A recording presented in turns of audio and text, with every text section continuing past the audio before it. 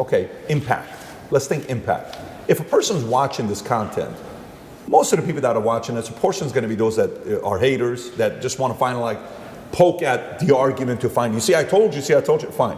But a lot of people that are also watching this, they're probably wanting to make impact. They want their life to have meaning behind it. That's who's watching this show today, right?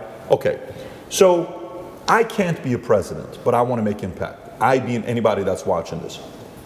Because Putin says 8 years, another guy comes, or the guy with the briefcase shows up, okay, cool. Well, if you were in the States and you're saying president wouldn't be how to make an impact, but let's say there is a kid who's 20 years old, 18 years old, 25 years old, has so much drive, it's unbelievable. Yeah. Ambition at the highest level. Who do you think has the biggest influence to make positive change, like real change? Is it the person with the money?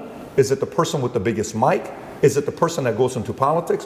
What is the best way to have the biggest impact? Yeah, so I think the world has always only ever been a battle for influence. Even if you look at the current battlefield, Ukraine is next door, it's 5 hours drive away. The battle in Ukraine is not just about tanks and trenches and grenades. It's a battle for influence. Who influences the people within this territory? Who is in charge of the thinking, the language, the mindset of people within this geographical area? Every single battle, every single pitched battle, every single argument, every single debate has always been a battle for influence. If you have influence, you're an extremely powerful person. All of us here are some of the most powerful people in the world. How many millions of people listen to us? We have massive influence. And I think you can have influence at the ground level. You don't have to be a famous podcaster or famously well-known to have influence. I would argue that those Romanian grandmas who gave me my food will remember me for the rest of their lives.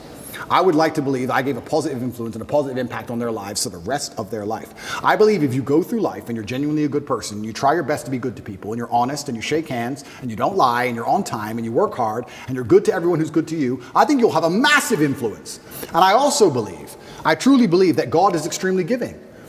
There's the saying, goes around, comes around. Completely true. But I would say it comes from God. God is keeping an eye on you, and he's paying attention to you, and he knows the kind of person you are and the kind of things you do. And I don't believe if you're actually genuinely a good person all of the time, that you're not going to get some goodwill back to you.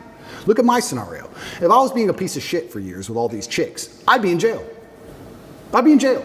I could have never seen this coming. But the fact that I was nice, paid their taxi home, bought them food, looked after them. Are you okay? I know we broke up. I'm sorry. I know it hurts. I just did it. I was nice about all of it. Here I am. I'm fine. So I could have never seen this Matrix attack coming. It's amazing how what goes around comes around. It's truly amazing. If you're good to people, if you're generous to people, if you're helpful to people, you'd be amazed how much influence you can build up.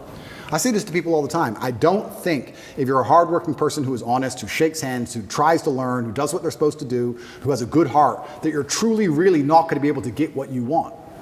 I think the universe is absolutely and utterly giving. When I see somebody who says they want something and they don't have it, I don't even think they truly even want it. You can have anything you want in the world. When a guy goes, I want a six-pack, then why ain't you got one? If you wanted it, you'd have it. You'd like it. There's a bunch of things I'd like that I don't have, but I don't want them. Everything I've ever wanted, I've got. I've never wanted something and not had it. We all know what we're talking about here. There's things we'd like. I'd like to be able to figure skate. Not enough to go learn to figure skate. It's a weird look if you figure, although that other guy dancing like the way you dance is doing a pretty good job. Bottom G, yeah. You've seen this guy? He can figure skate. That guy kills the dance moves, yeah, he's good. But your doppelganger. But if you truly want something, you're going to absolutely not really have it. So when it comes down to influence, I think you start at the base level, at the grassroots level. What if this guy's got, like, you know, for example, like, you know how when you were 20, were you this driven? Oh, absolutely. Okay, so when you're 20, who did you look at and say, I can do it as good as him, if not better? My coach, because I wanted to fight, and he used to beat me badly. Everyone used to beat me up when I was young, and I wanted to be the best. So I used to go into the fight championship. Okay, how about communication? Who'd you look at? Were you always a good communicator? I can see you being a great communicator since you were 14 years old. I was pretty good, yeah. Okay, who did you look at and say, that guy's good, but I think I can, you know, do it better? That's a good question. And I think that you know what I'm asking. I know what you're asking. I don't know if there's one particular person I took nuances from, because when you're a great communicator, you know how to be serious, and you know how to make people sad and angry, and you also know how to make people laugh. There's different people who can do lots of different things. So who was that? Was it somebody that was multifaceted like that? I think it was a lot of different people. And I also think that... Did you pull from comedy as well, or no? Certainly did, but I was also extremely self-critical. I think that's where a lot of it comes from. I'll watch this podcast back 15 times. I will notice every single time I made a mistake. Just then I said I'll watch twice. That was a mistake. I will watch this back 15 times and I'll identify every single error. I have an email list and I sign up and I get words of the day. I get 5 or 6 new words a day, which I try my very best to memorize. It's harder than you think to memorize 5 words a day, but I always try to make sure I have the most interesting vernacular I can possibly have, a wide vocabulary, so I can be very specific with my points. The reason I actually did that, I keep talking about my dad, but I'm his son. I have the same name, Emory Andrew Tate III. He was Emory Andrew Tate II. My father was a linguist for the CIA. He spoke Russian and German and Spanish and English. And I think I've told this before. Back then, when they needed someone who spoke Russian, they would take a Native American and teach them Russian. Nowadays, we have a bunch of Russian-speaking allies. You can go to Estonia, Latvia, Lithuania. They're all NATO and just get a Russian speaker. Back then, they taught my dad Russian, and he held the Air Force record for the fastest assimilation of a foreign language. When he died, a guy sent me a message saying, "You don't know who I am, but I worked with your father in the Air Force," and he had the fastest assimilation. He learned Russian in 2 weeks. Crazy. And I remember saying to my dad, "Will you teach me Russian?" He said, "Boy, you don't even know English." I said, "What do you mean?" He goes, "You don't even know English." And once he sat me down with a dictionary, I was like, "You're right. I don't even know English." That's why I've lived in Romania 7 years. People say, "Why don't you speak Romanian?" Because I don't know English yet. I need to finish the first job before I learn the second. I don't know English. There's a bunch of words I don't know. I can't speak how he spoke. So I don't have time for a second language. Yeah. Also, another thing I found really interesting, Putin speaks English. Have you ever heard him speak English? No. Because if you want to speak to Putin, you speak to him in his language. You speak to me in Russian, and I reply to you in Russian, so I cannot be misunderstood or misconstrued. I don't make a fool of myself. You can't get me on some vernacular trick. I speak my language, and I also prefer that also. I speak English, that's what I speak. If you want to speak to me, you speak to me in my language, so I will win the debate always. Who'd you look up to outside of your dad? I look up to lots of people. I'm talking specifically younger age, not today. I'm talking 16, 20, 25, that age. Not today. It's a good question. Because I always believed in trying to take the best parts of individual people and then amalgamate them. And I know you want a name, and I can't think of one off the top of my head, but I would look at people who I didn't even respect, but they'd have one particular thing about them. I thought, that's good. It could be somebody I didn't even like, but he dressed well. I think you just have to be perspicacious and look at people, and there's something you can learn from absolutely everybody, and just try and adapt it all. I'm not saying everybody should be clones of me. For everyone's individual, right? But there might be some things about me they find inspiring that they may adapt and take on board, and then they'll find some things from other people. But learning to speak is something I understood from a very young age how important that would be. That's a superpower. Okay, so let me go back to the question I was asking, where I'm trying to go with this.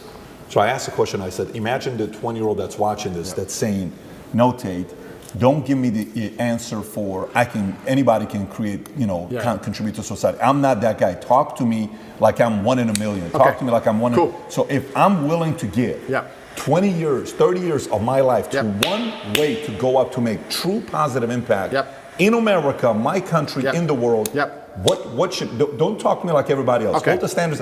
What should I do? What angle should I go? Okay, so first things first, you need to be worthy of respect. And you're going to be worthy of respect through having things which are difficult to acquire. So first things first, the basic things, you need to be very focused on trying to make money, because people listen to you when you have money. They just do. Secondly, you need to be in fantastic physical condition, because when you're in fantastic physical condition, it cannot be bought. It must be earned, and people know that.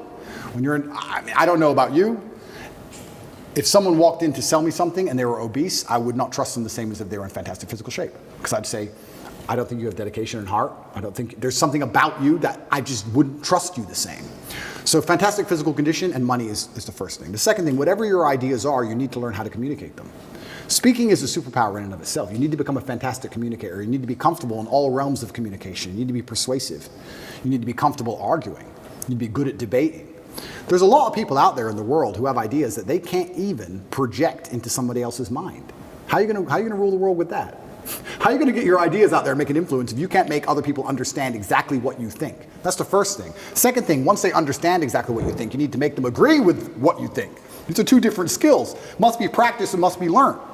If you're 20 years old and you want to change the world, you need to be having endless debates, endless, without resorting to name calling, not on Twitter like a dummy, in person.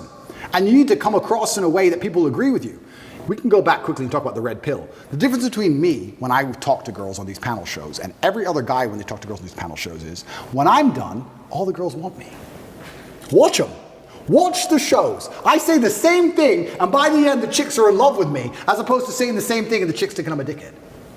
That's the difference. I project my ideas and I make them agree with my ideas to a point where they're like texting me afterwards. I'm not saying anything different. It's how I'm communicating it.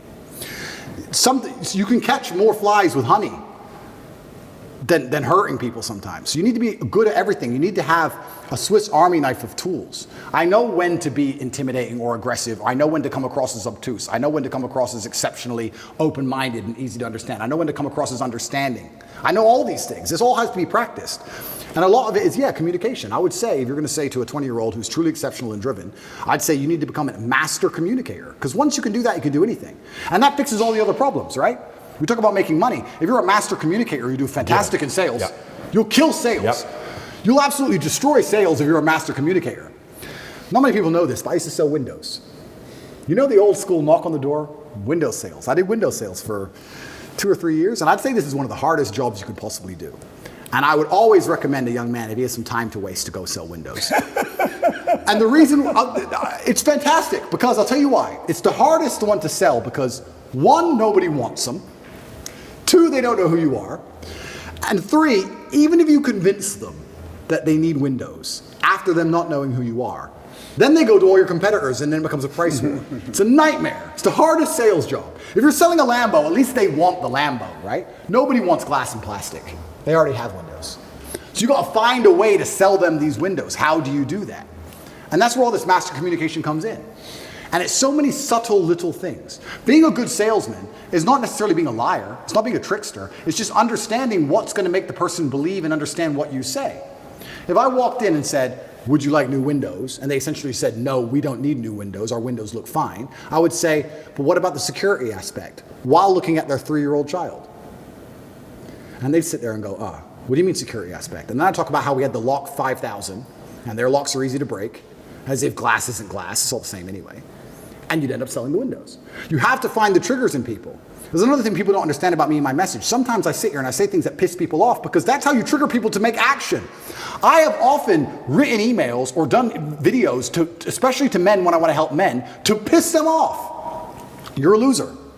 You're a dumbass. Andrew, why you mean? Because you're not going to go to the gym unless I tell you you're a fucking loser. And you are a loser, and I'm not lying to you. You are a loser. The emotional trigger you need to get up off that chair is the fact that you're not important, nobody cares who you are, any girl you're ever in love with I could take, and you're insignificant. And when you die, nobody's interested. That's your fault. You could have been something else. You did that. You failed. It has to be done. You have to be a master communicator. And sometimes that involves also insulting people. It's all a massive tapestry. But to answer your question, for the 20-year-old, he needs to become a master at communicating. But also to be a master at communicating, you also need experiences worth talking about. You have to live a life. You need a degree of wisdom, and wisdom doesn't always come with age. It comes with life lived. I had a guy message me. This is a long time ago when I used to reply to my own emails. Too big now. But he said, I don't have any stories. My life's boring. I said, bro, where do you live? He said, Madrid. I said, bro, ride the train from Madrid to St. Petersburg. Ride the train from Madrid to Vladivostok. Do the Trans-Siberian Railway. Costs you like $300. He goes, oh, but what if I get robbed? Exactly! That's exactly the point! What if you get robbed? Now you have a story. Maybe you'll die, maybe you won't. But you have a story. Don't bring your watch. Have you got a Rolex? No. No one wants to rob you anyway. Don't worry about it. You're brokey. Get on the train. There has to be that degree of risk to even have a story, because when you have a story, then you can communicate the story.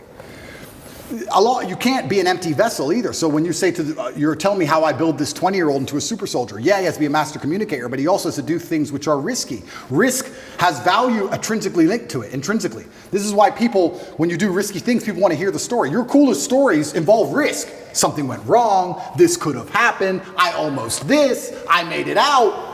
Without these risks, you haven't got it. So I would say to the 20-year-old, do what I did, get in the cage, get in the ring.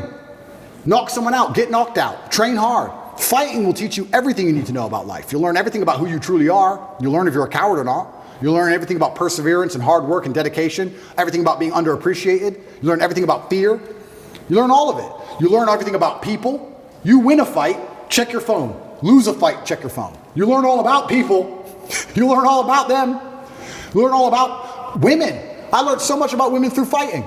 When I had a fight coming up and I was weight drained and I had barely eaten in weeks and I'd lost all this weight, and I had a world title fight, and I'm fighting a guy who might kill me, and she's complaining about the toilet seat. I learned all about women. You learn a lot about life through these difficult processes and paths.